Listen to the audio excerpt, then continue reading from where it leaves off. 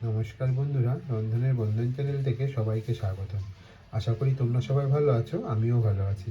রোজকার মতো আজকেও আবার একটা নতুন মাছের রেসিপি নিয়ে চলে এসেছি। দুর্দান্ত স্বাদে গরম গরম ভাতের সঙ্গে অসাধারণ লাগবে। চলো দেখা যাক কী করে এই মাছের রেসিপিটা আমি বানাচ্ছি। তাহলে সঙ্গে থাকো আর দেখতে থাকো, পুরো ভিডিওটা দেখার অনুরোধ রইল। লাস্ট থেকে ফার্স্ট পর্যন্ত স্কিপ করো না। আশা করি তোমাদের খুব ভালো লাগবে।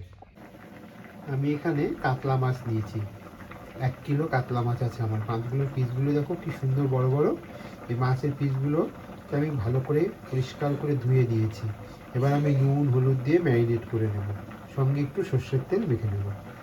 দিয়ে আমি কাতলা মাছের আলু দিয়ে একটা রেসিপি বানাবো। তাহলে তোমরা সঙ্গে থাকো আর দেখতে থাকো। খুব ভালো করে নুন হলুদ আমি মেখে নিয়েছি। এবার আমি গ্যাসে একটা কড়াই বসিয়ে তাতে সাদা তেল দিয়ে দিয়েছি। তেলটা খুব ভালো করে গরম হয়ে গেছে। এবার মাছগুলো আমি লাল লাল করে ভেজে নেব। আমি দিয়ে দিয়েছি, অল্প অল্প করে দিয়েছি, একসঙ্গে দিলে জোড়া লেগে যাবে। এবার আমি মাছগুলো লাল লাল করে ভেজে তুলে নেব। কাতলা মাছের এই রেসিপিটা কিন্তু খুব দারুণ লাগে গরম গরম ভাতের সঙ্গে খেতে। একবার বানিয়ে খাবে বাড়িতে, তাহলে পুরো ভিডিওটা দেখতে থাকবে। মাছগুলো আমি যখন লাল লাল করে ভেজেছি, এর থেকে বেশি আর কড়া করে আমি ভাজবো না। এবার আমি মাছগুলোকে একটা প্লেটে তুলে নেব। মাছ ভেজে প্লেটে তুলে নিয়েছি। বাকি মাছগুলো আমি খেয়ে এরকম লাল লাল করে ভেজে তুলে নেব। সবগুলো মাছ আমি ভেজে প্লেটে নিয়ে নিয়েছি। দিয়ে গ্যাসে আমি আবার একটা কড়াই বসিয়ে দিয়েছি। কড়াইটা ভালো করে গরম হলে তেল দিয়ে আমি তাতে দিয়ে দেবো 2টো শুকনো লঙ্কা আর জিরে ফোড়ন। আমি তেল দিয়ে দিয়েছি, তেলটা খুব ভালো করে গরম করে নেব কড়াইতে।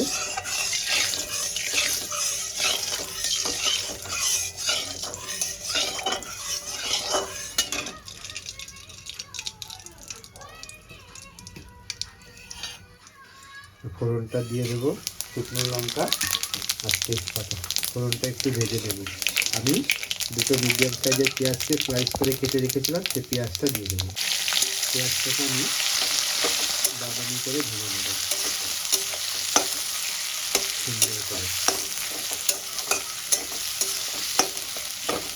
পাতলা পাতলা করে কেটেছি, তোমরাও এরকম পাতলা পাতলা করে কেটে একদম বাদামি হওয়া পর্যন্ত কিন্তু ভাজতে হবে।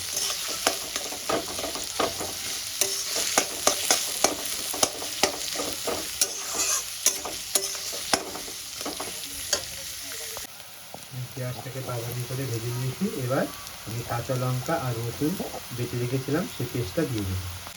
আমি কাঁচা লঙ্কা আর রসুনের পেস্টটা দিয়েছি। আমি কিন্তু একদম মিহি করে পেস্ট করিনি, একটু একটু সামান্য দরদরা রেখে ভালো করে কষাতে হবে। কারণ রসুন আর কাঁচা লঙ্কা কাঁচা একটা গন্ধ থাকে, সেটা যেন না থাকে। সেটা চলে যাওয়া পর্যন্ত ভালো করে আমি কষিয়ে নেবো পেঁয়াজের সঙ্গে।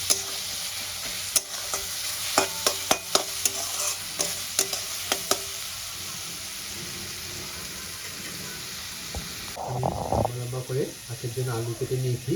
আলুটাকে পরিষ্কার করে কেটে ধুয়ে আমি একটু ভাপ দিয়ে ফেলে দিয়েছি। এবার আমি সেই ভাপ দেওয়া আলুটা দিয়ে দেবো।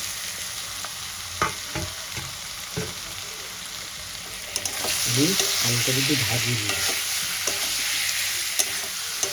মশলার সঙ্গে একবারেই আমি ভাজতে থাকবো। আলাদা করে ভাজার কোনো দরকার নেই, শুধু একটু ভাপ দিয়ে জল ফেলে দিতে হয়। তাতে বলে সেদ্ধ করে নিয়েছি। সেদ্ধ করে নিলে কি হয়, আলুর যে একটা বীজ থাকে বলে বা কষ, সেটা বেরিয়ে যায়। সেদ্ধ করে খাওয়াটা কিন্তু আলু খুব ভালো।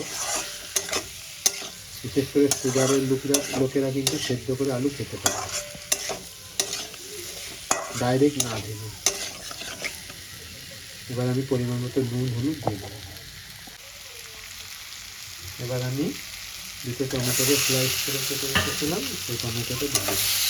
টমেটোটা দিয়ে আমি কষাবো।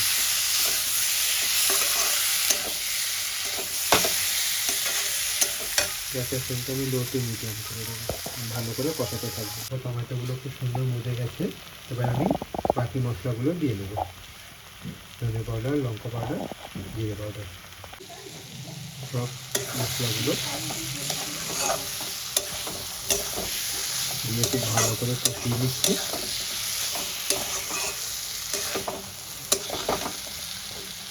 ভালো করে কষানো হয়ে গেছে। এবার আমি জল দিয়ে দেবো।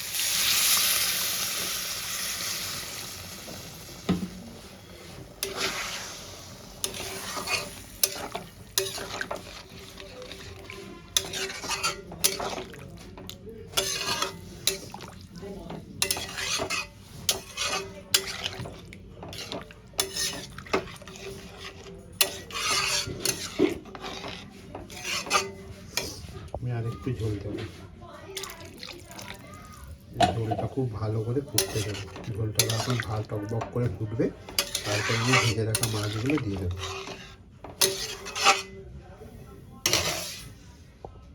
ঝোলটা আমার টকবক করে ফুটে গেছে, এবার ভেজে রাখা মাছগুলো আমি দিয়ে দেবো। মাছগুলো দিয়ে আমি ভালো করে ফুটিয়ে নিচ্ছি। এইভাবে মশলাগুলো ঢুকবে, খেতেও ভালো লাগবে। 10-15 মিনিট ভালো করে আমি ফোটাবো। এই সময় নুনটা ঝালটা তোমরা চেক করে নেবে। উপর থেকে আমি ধনেপাতা কুচি দিয়ে দিয়েছি। গ্যাসের ফ্লেমটা আমি বন্ধ করে দিলাম। এবার একটা আমি পাত্রের মধ্যে ঢেলে দিই। এইভাবে একবার কাতলা মাছের ঝোল রান্না করে খেয়ে দেখবে বন্ধুরা, দুর্দান্ত লাগে। ভিডিওটা স্কিপ করো না, লাস্ট থেকে ফার্স্ট পর্যন্ত দেখো, ভালো লাগবে। আর একবার হলো রান্না করো বাড়িতে, একদম সিম্পল কিন্তু খেতে খুব ভালো লাগে। আমি নুনটা ঝালটা চেক করে নিয়েছিলাম, আমার সব পারফেক্ট আছে। এবার আমি একটা পাত্রে সার্ভ করে নেব। আমি একটা প্লেটে সার্ভ করে নিয়েছি। দেখো বন্ধুরা কী সুন্দর হয়েছে।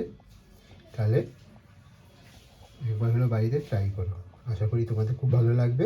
যদি ভালো লেগে থাকে তাহলে লাইক কমেন্ট শেয়ার করতে ভুলো না। যারা আমার চ্যানেলটা সাবস্ক্রাইবার করে নিয়েছো তাদেরকে জানাই অসংখ্য ধন্যবাদ।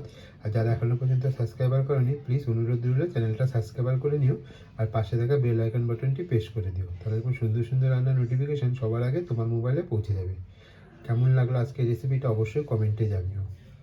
আর কে কোথা থেকে দেখছো কমেন্ট করতে ভুলো না। তাহলে পুরো ভিডিওটা দেখার অনুরোধ রইল।